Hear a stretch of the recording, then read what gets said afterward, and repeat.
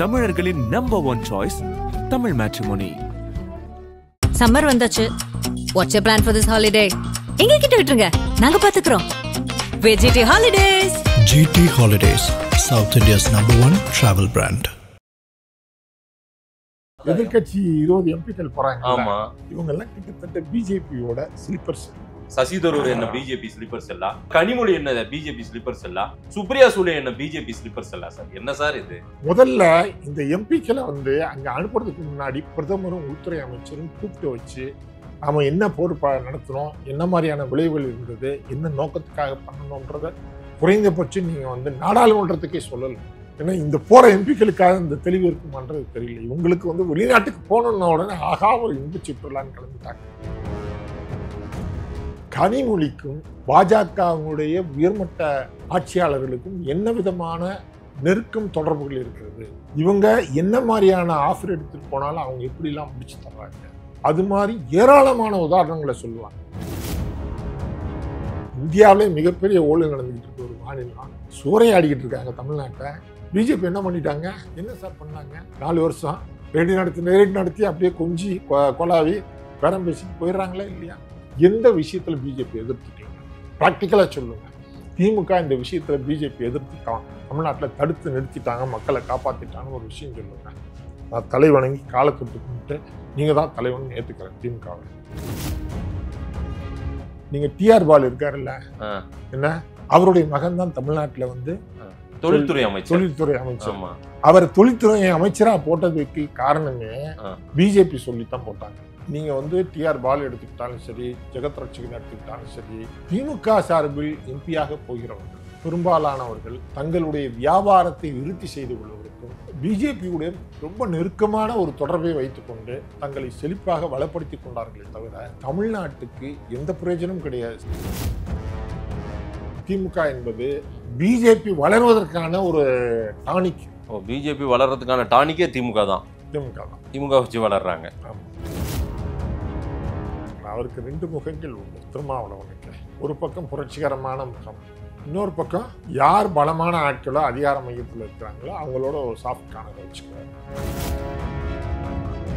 இது பிஜேபி அப்ப பலமா இருக்குன்னு காட்டுது. அதுல என்ன சந்தேகம்? பிஜேபி பலமா தான் இருக்கு. அதுல என்ன சந்தேகம்? நீங்க கடுமையா எதிர்க்கிறேன்றீங்க, சித்தாந்த ரீதியா என்னால சுத்தமா ஏத்துக்க முடியாது அப்படின்றீங்க. ஆனா பிஜேபி பலமா இருக்குன்றீங்களே. இருக்கே, என்ன பண்றது? அதன் தமிழர்களுக்கு வணக்கம். பல்வேறு துறைகளில் ஆக சிறந்த ஆளுமைகளை சந்தித்து நாம் நேர்காணல் எடுத்து வருகிறோம்.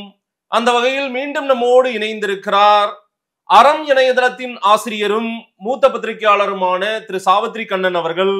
அவரிடம் கேட்பதற்கு நிறைய இருக்குன்னு வாருங்கள், அவருமே கேட்போம். வணக்கம் சாவித்ரி கண்ணன். வணக்கம். வணக்கம். எப்படி இருக்கீங்க? நல்லா இருக்கேன்.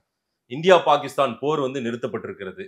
2 தரப்புமே நம்ம போரை நிறுத்திக்கலாம் அப்படின்றது ஒரு அமைதியா நின்றுக்கிறது.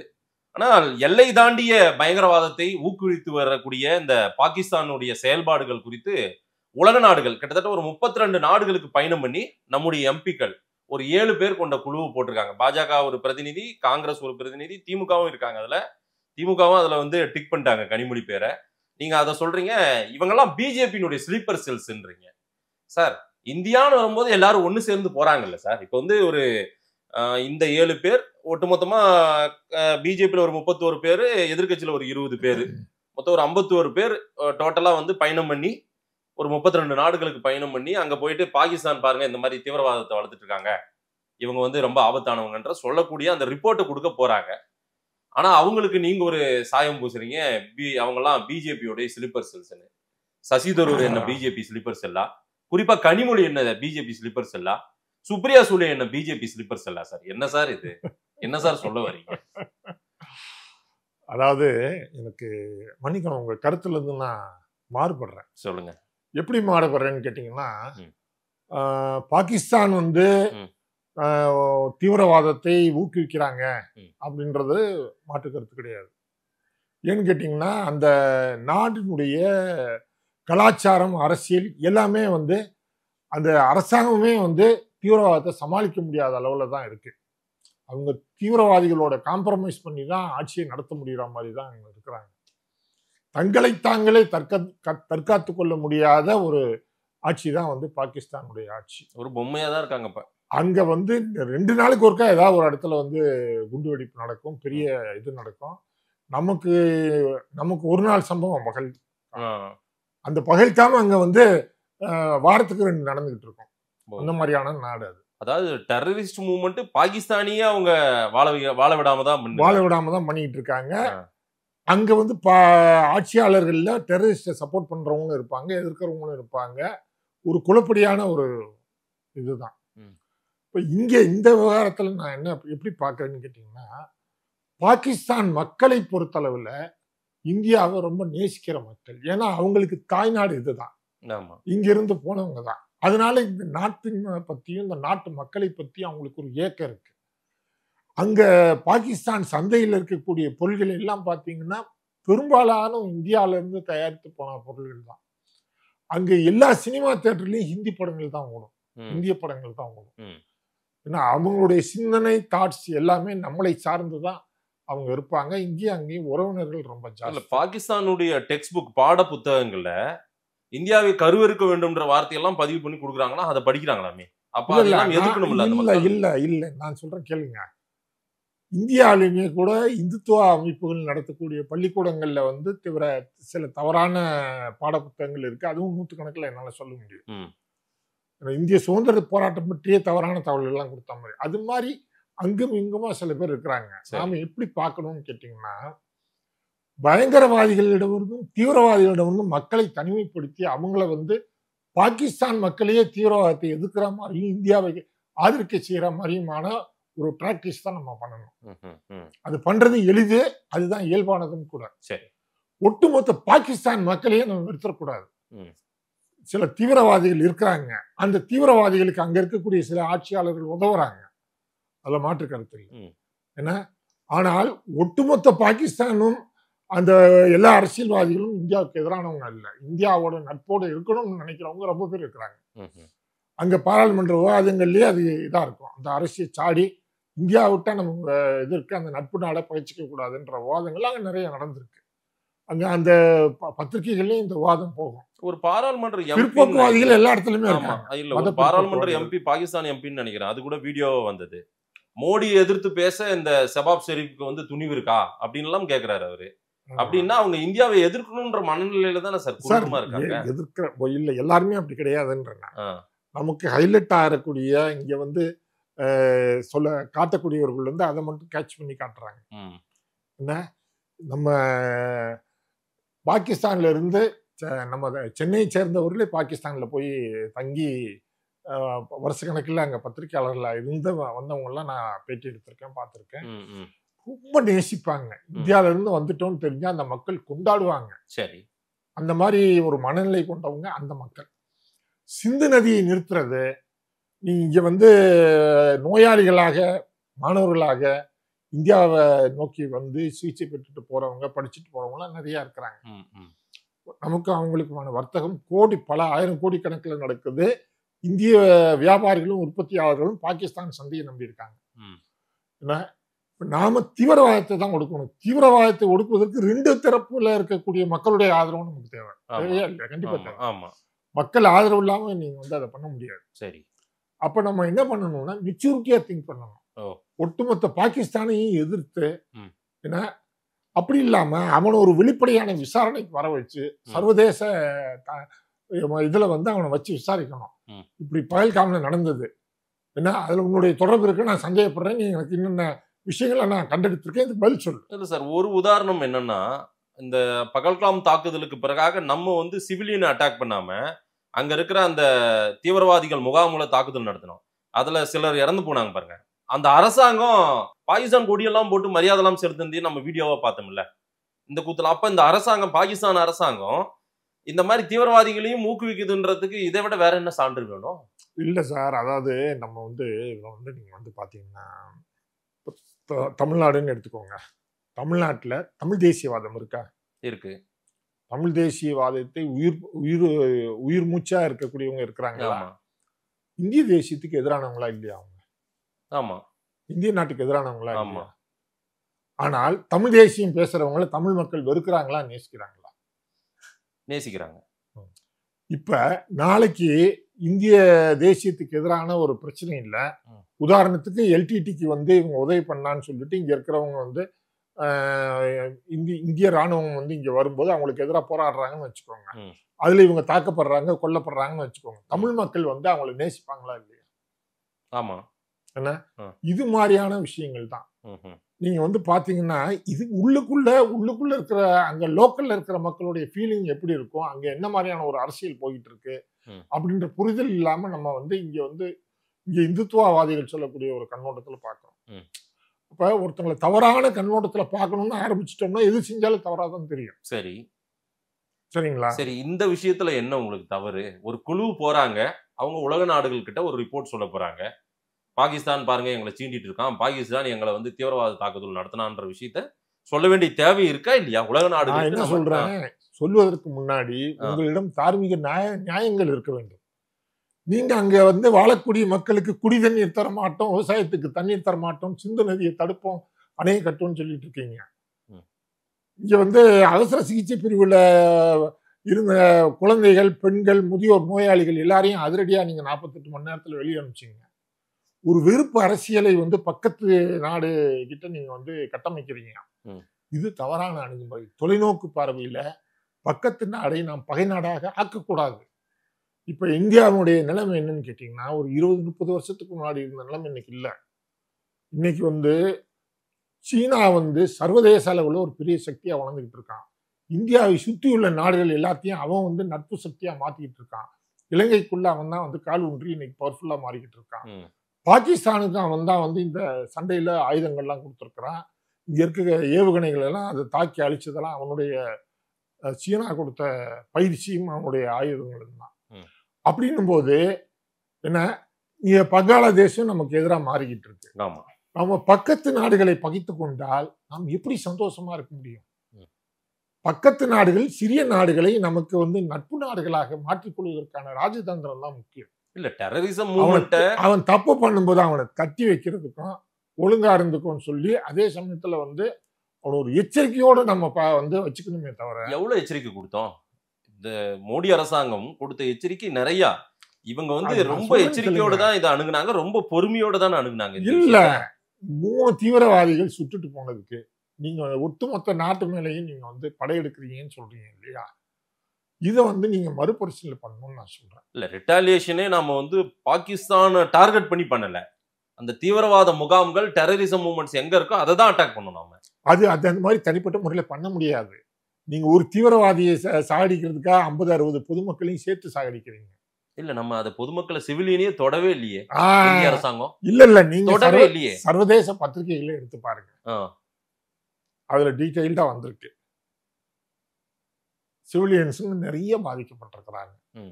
ஒருவேளை இந்த நம்ம அரசாங்கத்துக்கு அந்த எண்ணம் இல்லாம இருந்திருக்கலாம்.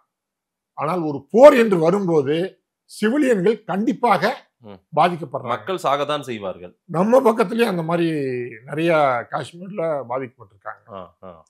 நீங்க இந்த 4 நாளும் நைட் அண்ட் டே வந்து இந்த மின்சாரத்தை நிறுத்தி வச்சது, இந்த கடுமையான வெயில் பொழுதுல கதவுகளெல்லாம் சாத்தி கொண்டு புழுக்கத்தோட வீட்டுக்குள்ளேயே இருக்கணும்னு அவங்கள சொன்னது, ரொம்ப மக்கள் வந்து தவிச்சு போயிட்டாங்க. ஸோ ஒரு போர் என்ற விஷயத்த வந்து நம்ம நாடு தாங்காது. அப்படி தாங்குவதற்கான மனப்பக்குவம் கிடையாது. சரி, ஏன்னா அதே சமயத்தில் நம்ம கோழைத்தனமா இருக்கணும்னு நான் சொல்லல. என்ன, அவனை விட நாம் பல மடங்கு பலமானவர்கள். ஆமா, ஒரு தட்டி வைக்கணுமே தவிர நீண்ட நெடிய ஒரு போருக்கு நம்ம போயிடக்கூடாது. சரி, இல்ல இந்த மாதிரி நாம போய் மற்ற நாடுகளுக்கு தகவல் சொல்றதே வந்து இதை தகவல் அல்ல. நீங்க என்ன சொல்றேன்னு கேட்டீங்கன்னா, இன்னைக்கு இருக்கிற ஒரு விஞ்ஞான யுகத்துல இத்தனை பேர் ஒரு இடத்துக்கு போயிட்டு இருக்கணும்ன்ற அவசியம் கிடையாது. சரிங்களா? எல்லா விஷயங்களையும் கன்வே பண்றதுக்கான வாய்ப்புகள் நிறைய இருக்கு. ஆமா, சரிங்களா? முதல்ல இந்த எம்பிக்களை வந்து அங்க அனுப்புறதுக்கு முன்னாடி பிரதமரும் உள்துறை அமைச்சரும் கூப்பிட்டு வச்சு நாம என்ன போர் நடத்தணும், என்ன மாதிரியான விளைவுகள் இருந்தது, என்ன நோக்கத்துக்காக பண்ணணும்ன்றத குறைந்தபட்சம் நீங்க வந்து நாடாளுமன்றத்துக்கே சொல்லல. ஏன்னா இந்த போற எம்பிக்களுக்காக இந்த தெளிவு இருக்குமான்றது தெரியல. இவங்களுக்கு வந்து வெளிநாட்டுக்கு போனோம்ன உடனே ஆகா ஒரு இன்ப சுற்றுலான்னு கிளம்பிட்டாங்க. என்ன சார் இப்படி சொல்றீங்க? ஏன்னா எனக்கு வந்து ரொம்ப வருத்தம். எதிர்கட்சி எம்பிக்கள் ஒரு நாட்டில் எதிர்கட்சி வந்து வலிமையாக இல்லாவிட்டால், கூர்மையாக இல்லாவிட்டால், மக்கள் நலன் சார்ந்து இல்லாவிட்டால் அதிகாரத்தில் இருக்கவங்க தப்பு பண்ணுவாங்க, இயற்கை. அதை வந்து அவங்கள கண்ட்ரோல் பண்ணிட்டு வரணுமே தவிர நீங்க அவங்களோட சேர்ந்த ஆதாயம்லாம் அடைகிறீங்க. 20 என்ன ஆதாயம்? எதிர்கட்சி 20 எம்பிக்கள் போறாங்க. ஆமா இவங்க எல்லாம் கிட்டத்தட்ட பிஜேபியோட ஸ்லீப்பர் செல் தான் சார். நீங்க கனிமொழியும் சுப்ரியா சூலேவையும் சொல்றீங்க. நீங்க கனிமொழி சுப்ரியா சூலே எல்லாம் எந்த அளவுக்கு பார்லிமெண்ட்ல பிஜேபியை அட்டாக் பண்ணி அவங்க வந்து எதிர்முனை தாக்குதல் பண்ணிட்டு இருக்காங்க, எதிர்கட்சியா செயல்படுறாங்கன்னு நீங்க பாக்குறத பாப்பீங்கல்ல. நீங்க உங்களுக்கு தெரியாதா? எனக்கு தெரிஞ்சிட போது சார். நான் ஒன்று சொல்றேன் கேளுங்க, ஸ்டெப் பை ஸ்டெப்பா சொல்றேன் கேளுங்க. முதல் ஸ்லீப்பர் செல்லு யாருன்னு கேட்டீங்கன்னா சசி தரூர். நான் சொல்லல, அந்த கட்சியில இருக்கிறவங்களே சொல்றாங்க. பிஜேபியோட ஸ்லீப்பர் செல், பிஜேபியோட ஸ்லிப்பர் செல்லு சசி தரூர் கேரளா முழுக்க இருக்க அடிமட்டத்தில் இருக்க காங்கிரஸ் முதற்கொண்டு சொல்றான். கட்சி அவரை வந்து பரிந்துரைக்கவில்லை, ஆனால் பிஜேபி அவரை வந்து கட்சி பரிந்துரைத்தவர்களை புறந்தள்ளிட்டு பிஜேபி அவரை போடுறாங்க. போடுறது மட்டும் இல்லாம தலைமையாகவும் போடுறாங்க. இத அவரே வருத்தப்பட்டிருக்காரு சசி தரூர். இந்தியான்ற ஒரு நாட்டுக்கு பிரச்சனைன்னும் போது நம்ம போய் நிக்கணும்ல. அப்புறம் காங்கிரஸ் என் பேரை சொல்லன்றாரு. ஏன் நீங்க மட்டும்தான் இருக்கீங்களா எம்பியா அந்த கட்சிக்குள்ள? உங்களோட சீனியர்லாம் இருக்கிறானே, உங்களோட தெளிவானவன் பவர்ஃபுல்லான ஆட்கள்லாம் இருக்கிறானே. கட்சி தலைமை தானே முடிவு பண்ணணும், நீங்க எப்படி முடிவு பண்ணணும்? சரி, இதுல என்ன ஒரு 20 நாள் 30 நாள்ல டூர் போயிட்டு வரட்டுமே. விடுங்க, உங்க வார்த்தையே நான் சொல்றேன், டூர் தான் போயிட்டு வரட்டுமே. உங்க இல்ல அதாவது இது நீங்க அப்படி வந்து இது பண்ணிட முடியாது. சசி தரூர் என்பவர் கட்சிக்கு விசுவாசமா இருக்கிறாரா, பிஜேபிக்கு விசுவாசமா இருக்கிறாரான்றதுதான் முக்கியம். என்ன, அவருடைய மனைவியினுடைய மர்ம மரணத்தை தொடர்ந்து கடந்த 10 ஆண்டுகளாக அவர் பாஜகவினுடைய விசுவாசியாக மாறிவிட்டார். அதுல இருந்து அவரை விடுவிச்சதுனால இவ்வளவு நாள் காங்கிரஸ்ல வச்சிருந்திருக்க மாட்டாங்கல்ல அப்படின்னு. சார், அவரை வந்து வெளியில போன்னு சொல்லிட்டாங்க, சொல்லாத அளவுக்கு சொல்லிட்டாங்க. அவர் தான் போகல. அதுதான் வந்து உண்மை, அதுதான் யதார்த்தம்.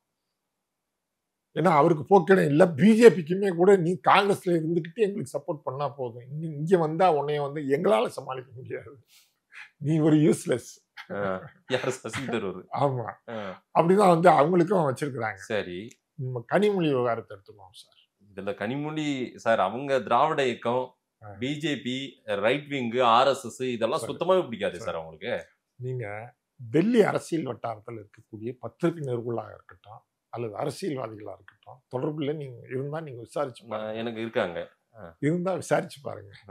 கனிமொழிக்கும் பாஜகவுடைய உயர்மட்ட ஆட்சியாளர்களுக்கும் என்ன விதமான நெருக்கம் தொடர்புகள் இருக்கிறது, இவங்க என்ன மாதிரியான ஆஃபர் எடுத்துட்டு போனாலும் அவங்க எப்படிலாம் முடிச்சு தர்றாங்க, என்ன அது மாதிரி ஏராளமான உதாரணங்களை சொல்லுவாங்க. ஆனா நீங்க சொல்ற மாதிரி அவங்க ராஜ்யசபால நல்ல பெர்ஃபார்மன்ஸ் பண்ணுவாங்க, மக்களவையிலும் நல்ல பெர்ஃபார்மன்ஸ் பண்ணுவாங்க, கட்சி நிலைப்பாட்டையும் நல்லா பேசுவாங்க, அதுல மாற்றுக்கிறது கிடையாது. அது வந்து ஒரு அரசியல். அந்த இடத்துல அவங்க வந்து பேசுறது உண்மையான செயல்பாடு சார். இல்லை, பேச்சு வேறு, செயல் வேறு. ஒருவருடைய நடவடிக்கை என்பது வேறு, பேச்சு என்பது வேறு.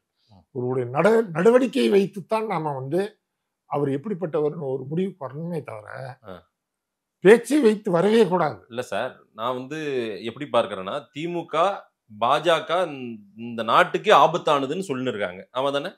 அப்படித்தானே சொல்றாங்க. டெல்லியில அப்படித்தானே சொல்றாங்க, நம்ம எம்பிக்கள் அப்படித்தானே சொல்றாங்க. இல்ல அதுல உங்களுக்கு ஏதாவது மாறுபட்ட கருத்து இருக்கா? அப்படி சொன்னாதான் தமிழ்நாட்டுல ஓட்டு கிடைக்கும். வேற எப்படி நீங்க ஓட்டு வாங்குவீங்க? சரி, ஓட்டு வாங்குறதுக்காக சொல்றோம். அதாவது பிஜேபி தமிழ்நாட்டுக்கு ஆபத்துன்னு இவங்க சொல்லி ஓட்டு வாங்குறாங்கன்றீங்க. ஆமா, டெல்லியிலயும் அதான் சொல்றாங்க. ஆனா அதுக்கு உண்மையா இல்லையா திமுக? கிடையவே கிடையாது, சட்டவே கிடையாது. இல்ல அவங்களுக்கு தெரியல, இவங்க பிஜேபிக்கு தெரியுமில்ல. அப்போ அதனாலதான் அவங்க விட்டு வச்சிருக்காங்க. இவ்வளவு ஊழல் பண்றதுக்கு இவ்வளவு எப்படி விட்டு வச்சிருப்பாங்க? அரவிந்த் கெஜ்ரிவாலை வந்து ஒன்னும் இல்லாததுக்கு போய் உள்ளத்துக்கு போட்டீங்கல்ல, ஒரு நேர்மையான ஆட்சியாளரை. இங்கே இவ்வளவு இந்தியாவிலே மிகப்பெரிய ஊழல் நடந்துகிட்டு இருக்க ஒரு மாநிலம் சூறையாடிக்கிட்டு இருக்காங்க தமிழ்நாட்டை. பிஜேபி என்ன பண்ணிட்டாங்க? என்ன சார் பண்ணாங்க? 4 வருஷம் ரெடி நடத்தி அப்படியே கொஞ்சி கொலாவி பேரம் பேசிட்டு போயிடுறாங்களா இல்லையா? உண்டா இல்லையா? ஏதாவது நடவடிக்கை எடுத்திருக்காங்களா? இல்ல சார், அவங்களுக்கு இவங்க பெரிய த்ரெட்ன்னு நினைக்கிறாங்க. திமுக ரொம்ப ஆக்ரோஷமா கேள்வி கேட்கறாங்க, மக்கள் மத்தியில நமக்கு எதிராக வெறுப்பை விதைச்சிட்டாங்க அப்படின்னு அவங்க நினைக்கிறாங்க.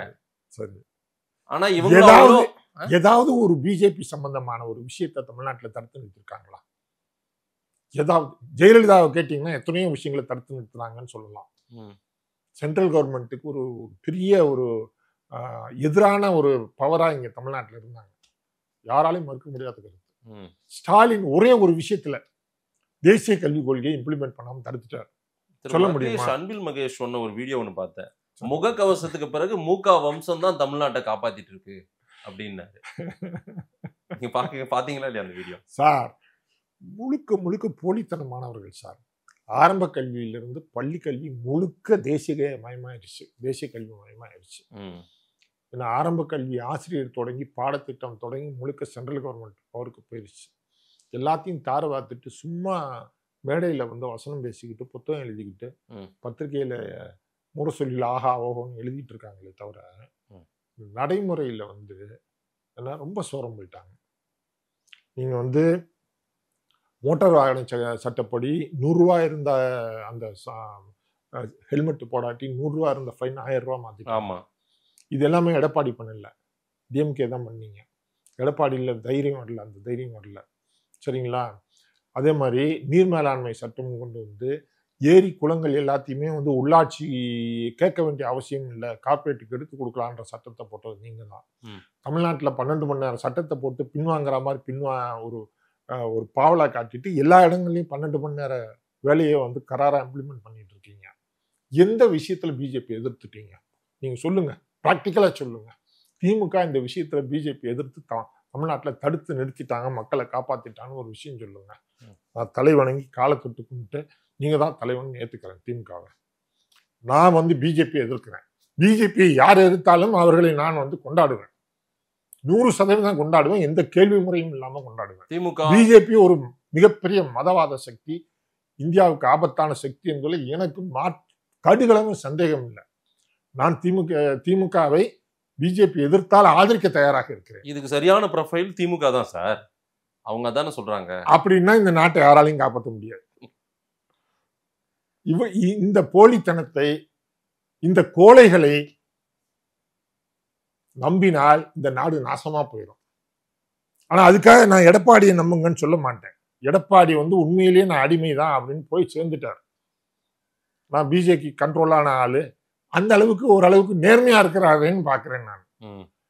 ஏன்னா போலித்தனமா நான் வந்து பிஜேபி எதிர்க்கிற ஆளுன்னு ஒரு வேஷம் கட்டாம, ரைட்டுப்பா என்னால நான் வந்து தமிழ்நாட்டுக்கு ஆபத்து இல்லாம ஏதோ அவங்களோட சமாளிச்சு நான் வந்து பாத்துக்கிறேன், அவர் பரிதாபமா இருக்கு, ரைட்டு, அந்த ஆள் இப்படிதான் நமக்கு தெரியுது. சரி. ஆனா இவங்க தங்களுடைய நிஜத்தை மறைத்து ஒரு போலித்தனமாக தங்களுடைய பெரிய வீரராக காட்டிக் கொள்கிறார்கள். உண்மையிலேயே அவங்க வீரர்கள் கிடையாது, மிகப்பெரிய கோழைகள். அதான் எனக்கு வருத்தம். இல்லை சார், கனிமொழி அவர்கள் இந்த குழுவுடைய தலைவராக போட்டதுக்கு காரணம் அவங்க பாராளுமன்ற குழு தலைவராக இருக்காங்க அங்கே. ஆமா தானே? ஆமா, பல குழுக்கள்லையும் தலைவராக இருக்காங்க. திமுக சார்பில் அனுப்பப்பட்ட பாராளுமன்ற குழு தலைவராக இருக்காங்க. அதனால குழுவுக்கு ஒரு தலைவராக கொண்டு வராங்க. சரி, யாரோ ஒரு பிரதிநிதி திமுக வந்து போட்டாகணும், ஆமாவா இல்லையா? சரி. பிஜேபி என்ன சொல்றீங்கன்னா, நீங்க இதுல வந்து கனிமொழியை விட வேற யாரு சார், யாரு சரியான ஆப்டா இருப்பாங்க? இல்ல சார், நம்ம வந்து அதாவது நான் என்ன சொல்றேன்னா, ராணுவத்தை ஆதரிக்கிறதுல நமக்கு மாற்று கருத்து கிடையாது. ஆமா, அந்த போரை வந்து நம்ம முழுமையாக ஆதரிக்க முடியாது.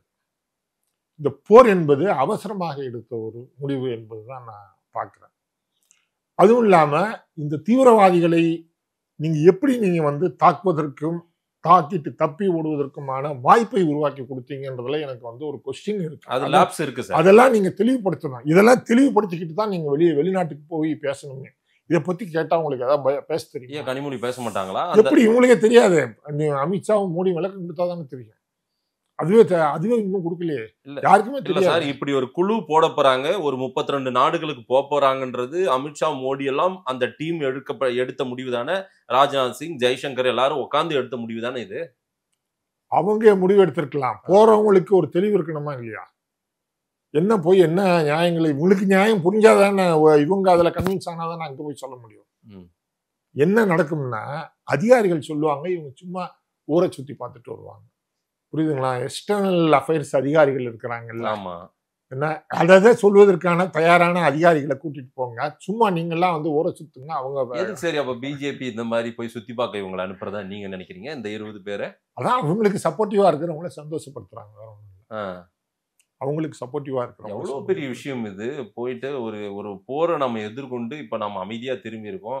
இந்த விஷயத்த எல்லாருக்கும் தெரியப்படுத்த போறத நீங்க போய் ஒரு இன்ப சுற்றுலா மாதிரி சொல்றீங்க. நீங்க அதாவது நான் இது ஒரு சீரியஸ் மேட்டரா நான் நினைக்கிறேன் சார். சீரியஸான ஒரு விஷயமா அணுகிறேன். அதான் சீரியஸான விஷயமாக இருந்தால் நாம் நம்ம முதல்ல அவங்க பிரதமரும் உள்துறை அமைச்சரும் நாடாளுமன்றத்துல இருக்கக்கூடிய எம்பிக்களுக்கு இது தொடர்பான ஒரு தெளிவான விளக்கத்தை தந்திருக்க வேண்டும். நாட்டு மக்களுக்கும் விளக்கத்தை தந்திருக்க வேண்டும். அவ்வாறான விளக்கங்கள் இதுவரைக்கும் கிடைக்கவில்லை அப்படின்றது ஒரு விஷயம். நான் எப்படி பாக்குறேன்னு கேட்டீங்கன்னா, தமிழ்நாட்டுல ஆரூரான் சர்க்கரை ஆலைன்னு ஒண்ணு ரொம்ப ஃபேமஸ். 4 சர்க்கரை ஆலைகள், தஞ்சாவூர்ல 2, கடலூர்ல 2, சரிங்களா? அவங்க பாத்தீங்கன்னா பேங்க்ல தாறுமாறா கடன் வாங்குறாங்க. 1454.58 கோடி வாங்குறாங்க. அதை வருஷ கணக்குல கட்டல, வட்டியும் கட்டல, ஒன்றும் கட்டல. அது மட்டும் இல்லாம விவசாயிகளுக்கே தெரியாம அவங்க தான் அந்த கரும்பை கொண்டு கொடுக்குறாங்கல்ல, அதுக்கான கூலியை தரோம்னு சொல்லிட்டு ஒரு நாள் கூப்பிட்டு கரும்பு கூலிலாம் 2 வருஷமா உங்களுக்கு தராம இருக்கு, தரலான்னு நினைக்கிறோம், இதுல கையெழுத்து போட்டு போங்கன்னு கையெழுத்து போட சொல்றாங்க. அப்ப கூலி வருதுன்னு சொல்லிட்டு கையெழுத்து போட்டு போறாங்க. அந்த கையெழுத்து வாங்கி பேங்க்ல கொடுத்து 360 + 90 450 கோடி ரூபாய் விவசாயிகளுடைய பேர்ல இவங்க கடன் வாங்கிடுறாங்க. அவங்களுக்கே தெரியாது. ஒரு வருஷம் கழிச்சு விவசாயிகளுக்கு பேங்க்ல இருந்து நோட்டீஸ் அனுப்புறான், நீங்க கடன் வாங்கியிருக்கிறீங்க, வட்டியும் சேர்ந்துருக்கு, இன்னும் 1 வருஷமா கட்டாம இருக்கிறீங்களே, நாங்க கடனே வாங்கலே அப்படின்னா அவங்க காட்டுறாங்க. இது என்ன மோசடியா இருக்கு, நாங்க கடனே வாங்கலையேன்ன உடனே நீங்க இல்ல வாங்கிட்டீங்க, நீங்க கட்டணும் அப்படின்னு போது பெரிய போராட்டம் வெடிக்குது. அவன் ஆளை எடுத்து மூடிடுறான், இதுதான் சாக்குன்னு சொல்லிட்டு மஞ்சள் நோட்டீஸ் கொடுத்துட்றான். சரிங்களா? இதுல விவசாயிகள் எங்களுக்கு நாங்க எங்களுடைய பணம் 450 கோடி ரூபா நாங்க கொடுத்தது இருக்கு, கரும்பு கொடுத்தது, அந்த பாக்கி தொகை வரல, அதெல்லாம் வாங்கித்தாங்கன்னு சொல்லி அப்ப எடப்பாடி கிட்ட சொல்றாங்க. எடப்பாடி விசாரிச்சு அப்பா கொடுங்கப்பா அப்படின்னு சொல்லிட்டு இருக்காரு. உடனே இல்ல இதை கம்பெனி தீர்ப்பாயத்துல அனுப்பிச்சிருங்க அப்படின்னு சொல்லி பிஜேபி சொல்லிடுறாங்க. இதோட இது வம்பா போச்சுன்னு, இல்லப்பா நான் இதை விசாரிக்க முடியாது, சென்ட்ரல் கவர்மெண்ட் இது கம்பெனிகள் சட்ட தீர்ப்பாயத்துக்கு அனுப்ப சொல்றாங்க, நீங்க அங்க போய் பைசல் பண்ணிக்கோங்கன்னு சொல்லிட்டு எடப்பாடி போறாரு. ஆட்சி மாற்றம் வந்துருது. ஆட்சி வர்றதுக்கு முன்னாடி ஸ்டாலின் சொல்றாரு, ஏன்னா நான் ஆட்சிக்கு வந்துட்டேன்னா இந்த விவசாயிகளுக்கு நீதி வாங்கி தருவேன், அவங்களுடைய கரும்பு பாக்கி தொகையும் வாங்கி தருவேன், அவங்க மேல இந்த பொய் கணக்கு போட்டு வாங்கின இதையும் பைசல் பண்ணிடுவேன் அப்படின்னு. ஆட்சிக்கு வந்துட்ட பிற்பாடு என்ன ஆகுதுன்னு கேட்டீங்கன்னா, இங்கதான் நீங்க நினைச்சு பார்க்க முடியாத அதிசயம் நடக்குது. கம்பெனிகள் சட்ட தீர்ப்பாயம் சரி அந்த ஆரூரான் ஆலையை கூப்பிடுறாங்க. எப்பா எவ்வளவு கடன் வாங்கியிருக்க? 1500 கோடி ரூபாய்க்கு மேல வட்டியெல்லாம் சேர்ந்து போயிருச்சுப்பா, எப்படி நீ கட்ட போற? பார்த்து ஏதாவது பண்ணுங்க. சரி நீ என்ன பண்ற, 85 கோடி ரூபாய் கட்ட முடியுமா உன்னால? 85 கோடி கட்டிடலாம். 10% கூட இல்லப்பா, 85 கோடி தான் கட்டிடுறேங்க, அதுவும் 5 தவணையா கட்டினா போதும், ரொம்ப சந்தோஷங்க. என்ன ஆனா ஒண்ணு, அந்த கம்பெனிய சம்பந்தப்பட்ட ஆளுக்கு வித்துறணும் நீ அப்படிங்கிறாங்க. நீங்க கடனை தள்ளுபடி பண்ணிட்டீங்கல்ல, அப்புறம் நீங்க யாருக்கு சொன்னாலும் பரவாயில்லன்னு எனக்கு குறைஞ்சபட்சம் ஒரு காசு கொடுத்தா நான் வித்துருவேன் அப்படின்றான். அந்த கம்பெனிக்கு 4 சர்க்கரை ஆலைகள், 750 ஏக்கர் நிலம், டிஸ்லரிஸ், இது மாதிரி நிறைய சொத்துக்கள் 1000 கோடிக்கு மேல இருக்கு. அந்த கம்பெனியை ஏலம் போட்டு விற்கிறாங்க. அதை யார் வாங்குறாங்கன்னா 145 கோடிக்கு ஒரு அரசியல்வாதி வாங்குறாங்க. யார் சார் அவரு? 145 கோடி அதை வாங்கி அவங்க புதுக்கோட்டையில ஒரு டிஸ்லரிஸ் வச்சிருக்கிறாங்க, கால்ஸ் டிஸ்லரிஸ் பேரு. அது யாரோட பினாமின்னு நீங்க கேட்டுக்கோங்க. அவங்களுக்கு இது போய் சேருது. அதாவது 1000 கோடிக்கும் அதிகமான ஒரு ஆலையை சென்ட்ரல் கவர்மெண்ட் பவரோட என்ன அவனுடைய கடன் எல்லாம் 1500 கோடி கடனையும் தள்ளுபடி பண்ணி அவனை காப்பாத்தி, விவசாயிகளுடைய கடனை தள்ளுபடி பண்ணிருக்கணும்ல, வாங்காத கடன், இன்ன வரைக்கும் அவனை டார்ச்சர் பண்ணிட்டு இருக்காங்க. ஏய் கட்டாத கடனை நீ கொடுத்தாகணும்னு டார்ச்சர் பண்ணிட்டு இருக்காங்க. அவனுடைய கடனையும் இது வரைக்கும் தீக்கல. அந்த தொழிற்சாலைக்கு கரும்பை கொண்டு வாகனம் போட்டிருக்கான்ல, அவனுக்கும் பைசா கொடுக்கல. வேலை பார்த்த தொழிலாளி இருப்பான்ல, அவனுக்கும் வருஷ கணக்குல சம்பளம் கொடுக்கல, அதெல்லாம் பைசல் பண்ணல. ஆனா இந்த கம்பெனியை வாங்கிட்டாங்க. இன்னும் அவங்க போராடிக்கிட்டு இருக்கிறாங்க. கம்யூனிஸ்ட் கட்சி தான் அவங்களுக்காக போராடிக்கிட்டு இருக்கு. கம்யூனிஸ்ட் கட்சி, விவசாய சங்கமும் தொழிலாளர் சங்கமும் தான் போராடிக்கிட்டு இருக்கு. கம்யூனிஸ்ட் கட்சிக்கு தெரியணும்ல யார் அந்த அரசியல்வாதி, யார் அந்த டிஸ்லரிஸ் வாங்கியிருக்காங்க அப்படின்றதெல்லாம் தெரியும்ல. நல்லா தெரியுமே, நல்லா தெரியுமே. அந்த அம்மா தான் வாங்கியிருக்காங்க, நல்லா தெரியுமே. அந்த அம்மாவா? ஆமா, டெல்லி செல்வாக்குள்ள அம்மா. டெல்லி செல்வாக்குள்ள அம்மா. அவங்க வாங்கியிருக்காங்கன்னு தெரியுது. வாய் திறக்க முடியலையே அவங்களால. இதுதான் வந்து தமிழ்நாட்டினுடைய சாபக்கேடு. இவங்க தான் வந்து பிஜேபியை வந்து நாங்க வந்து எதிர்க்கிறோம்னு சொல்றாங்க. விவசாயிக்கு துரோகம் பண்ணியிருக்கிறாங்க, தொழிலாளர்களுக்கு துரோகம் பண்ணியிருக்கிறாங்க. இவ்வளவு பெரிய ஒரு சொத்தை நீங்க வாங்குறீங்க, உங்களுக்கு கிடைக்குது, அதை பைசல் பண்ணலாமே. அதையும் சேர்த்து விவசாயிகள் இதையாவது அதை தள்ளுபடி பண்ணலாமே. ஏமாத்தி கையெழுத்து வாங்கி கடன் வாங்கியிருக்கான், அதை நீங்க பைசல் பண்ணிருக்கலாமே. அதை பண்ணலையே. முதலாளிக்கு தான் நீங்க வந்து சாதகமா இருந்து முடிச்சு கொடுத்துருக்கீங்க.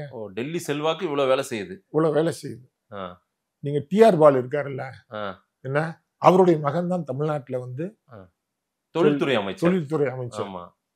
அவர் தொழில்துறை அமைச்சரா போட்டதுக்கு காரணமே பிஜேபி சொல்லித்தான் போட்டாங்க. அப்படியா? ஏன்னா தஞ்சாவூர் மாவட்டத்துல மீத்தேன் எடுக்கிறது உள்ளிட்ட அனைத்து அட்டூழியங்களையும் பண்றதுக்கு சாதகமான சூழ்நிலையை நான் உருவாக்கி தர்றேன் என் பையனை வச்சுன்னு டிஆர் பாலு வாக்குறுதி கொடுத்து, டெல்லியில வாக்குறுதி கொடுத்து அதன் மூலமாக போடப்பட்டவர் தான் இவர். என்ன சார் சொல்றீங்க? 5 மில்லியன் 5 ட்ரில்லியன் டாலர் நான் வந்து வருவாயை பெருக்க போறேன், இவ்வளோ நம்ம வந்து ஒரு தொழில் முனைவோர் ஏற்படுத்தி தொழில் மூலமா நம்ம சாதிக்க போகுது, வருமானத்தை பெருக்க போறேன்னு இவர் டிஆர்பி ராஜா பேசினதெல்லாம் நான் பார்த்துட்டு இருக்கேன். ஆமா, அவர் வந்து சொந்த மண்ணின் மக்களுக்கு எதிரானவர். அவர் வந்து அவரை வந்து விவசாயிகளும் அந்த மண்ணின் மக்களும் ஒருபோதும் மன்னிக்க மாட்டாங்க.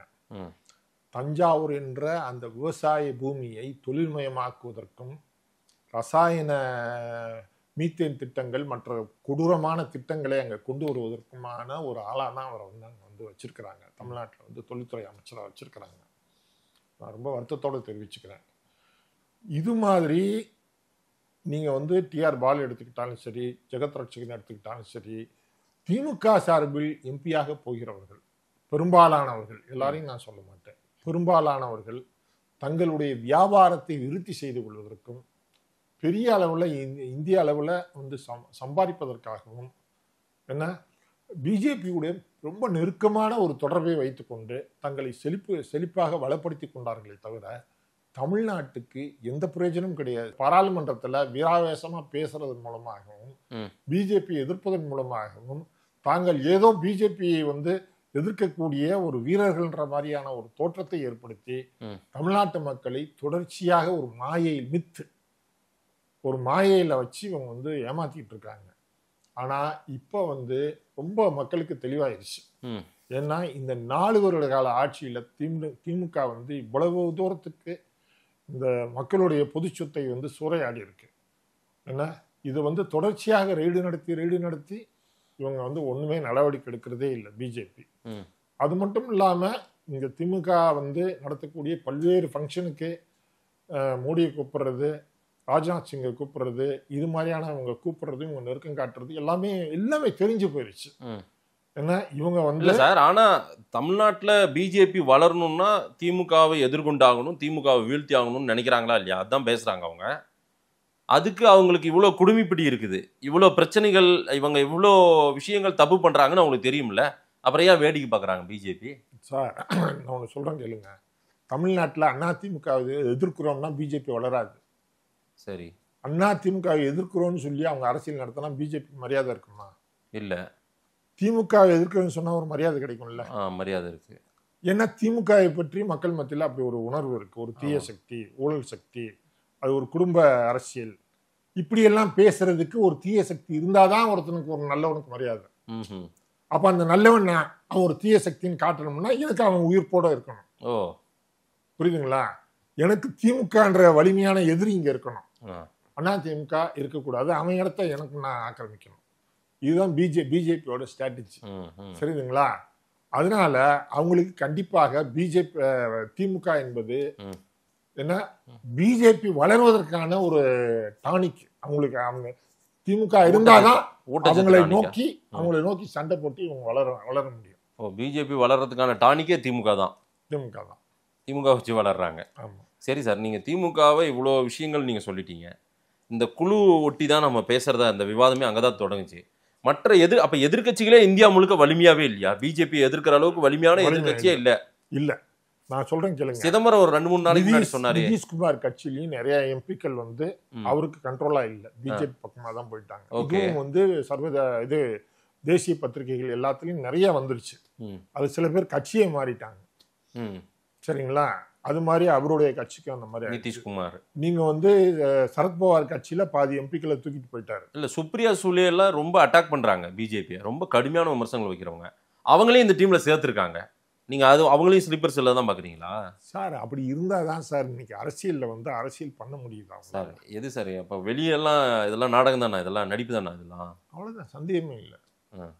நீங்க இவங்கெல்லாம் அதிகாரத்திற்கான ஆட்களை தவிர ஏன்னா இவங்க வந்து மக்களுக்கான ஆட்களே கிடையாது. இன்னைக்கு இருக்கக்கூடிய கிட்டத்தட்ட கம்யூனிஸ்ட் எம்பிக்கள் உட்பட எல்லாருமே அதிகாரத்துக்கான ஆசைப்படக்கூடியவர்கள் தானே தவிர மக்களுக்கான ஆட்களே கிடையாது.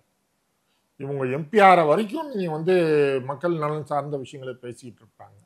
அங்க போய் உட்கார்ந்துட்டாங்கன்னா அவங்கள வந்து அந்த அதிகார மையங்களோட மிங்கிள்ட் ஆயிடுறாங்க. நம்ம விசிகா திருமாவளவன், ரவிக்குமார் எல்லாம் இருக்காங்கல்ல, அவங்கெல்லாம் வந்து ரவிக்குமார் வந்து ஆர்எஸ்எஸ் ஓடையும் பிஜேபியோடையும் மிக மிக நெருக்கமான தொடர்பு உள்ளவன்றது எல்லாருக்குமே தெரிஞ்ச விஷயம் தானே சார். திருமாவளவன் பக்கத்துல வச்சுக்க மாட்டாரு. ஏன்னா அவரு சனாதனன் ஒரு வார்த்தையே அவரால் தான் தமிழ்நாட்டில் நிறைய பேருக்கு தெரியும். அவருக்கு 2 முகங்கள் உண்டு. யாருக்கு சார்? திருமாவளவனுக்கு. ஒரு பக்கம் புரட்சிகரமான முகம், இன்னொரு பக்கம் யார் பலமான ஆட்களோ அதிகார மையத்தில் இருக்கிறாங்களோ அவங்களோட ஒரு சாஃப்ட் கார்னரை வச்சுக்குவார். ஏன்னா அது அவருடைய சர்வேவிலுக்கு தேவையா இருக்கு. ஓகே, இதுதான் யதார்த்தம், நான் குற்றமா சொல்லல. அப்பதான் அவருக்கு சர்வேவில் பண்ண முடியுது. ரவிக்குமார் 2 முறை எம்பி ஆயிருக்காரு தொடர்ச்சியா. அப்போ அவரு அந்த சரியா அந்த கொள்கை பிடிப்பிருப்பு இருக்கு. அதே போல அந்த கட்சியில் இருக்கவனே ஏத்துக்க மாட்டான்.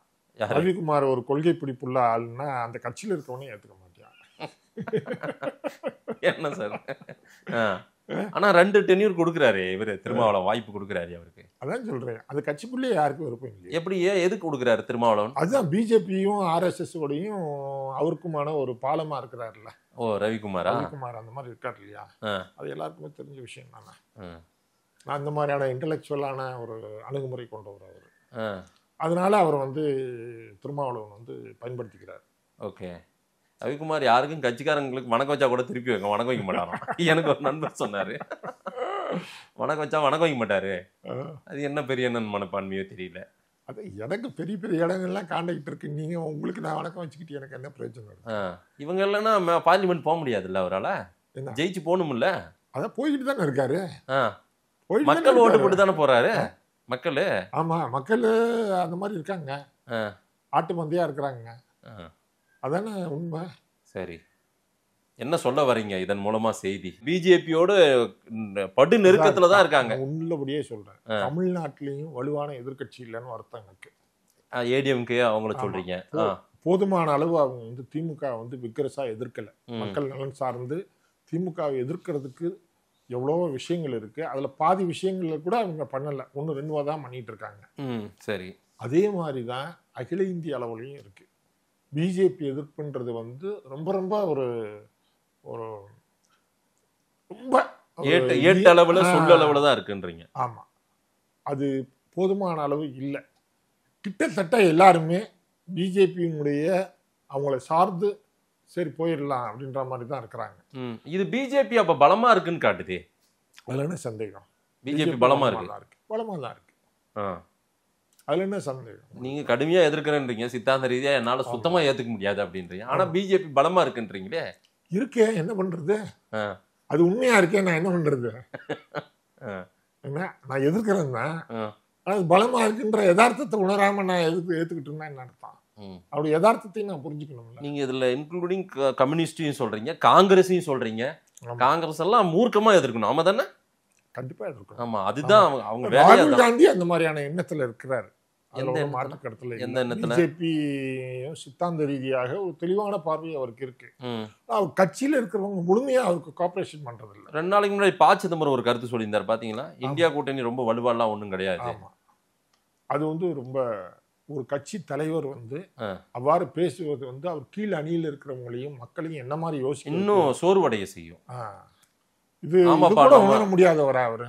நம்ம ரொம்ப வீக்கா இருக்கோம். அப்படி அதை மாத்துறதுக்கு அவர் என்ன முயற்சி பண்ணார்? அவர் காரைக்குடியிலே உட்கார்ந்துட்டு இருந்தா முடியுமா? ஒரு ஒரு ராகுல் காந்தி எப்படி ஒரு ஊரா சுற்றி பிரச்சாரம் பண்ணுறாரு, இவ்வளோ ஹார்ட் ஒர்க் பண்ணுறாரு, அது மாதிரி நீங்களும் பண்ணணுமே தவிர நீங்களும் குறை சொல்லிக்கிட்டு இருந்தால் என்ன அர்த்தம்? ஸோ போகிற போக்க பார்த்தா பிஜேபிக்கு இவங்கெல்லாம் வலு சேர்த்துட்டு இருக்காங்கன்றீங்க. அப்படிதான் நடந்துகிட்டு இருக்கு. இன்னைக்கு கண்ணு கெட்டின தூரம் வரைக்கும் பிஜேபி எதிர்ப்பதற்கான வலிமையான எதிர்கட்சிகள் இல்லை அப்படின்ற ஒரு வருத்தமான உண்மையை நான் வந்து ஒத்துக்கிறதா. நிறைய விஷயங்கள் நீங்கள் சொல்லியிருக்கீங்க. பாஜக ஸ்லீப்பர் செல்கள் அதிகமாயிட்டு இருக்காங்கன்றது உங்களுடைய பார்வையாக இருக்குது. பிஜேபி எதிர்க்கக்கூடிய வல்லமை, எதிர்கட்சிகளுக்கான அந்த பலம் ரொம்ப ரொம்ப கம்மியாயிட்டே போகுது. இது நாட்டுக்கு நல்லதில்லை அப்படின்றது உங்களுடைய பார்வை. மக்கள் என்ன சொல்கிறாங்கன்னு பார்க்கலாம். நேரில் வந்து நேரம் கொடுத்து பேசியமைக்கு நன்றி சார். நன்றி, வணக்கம்.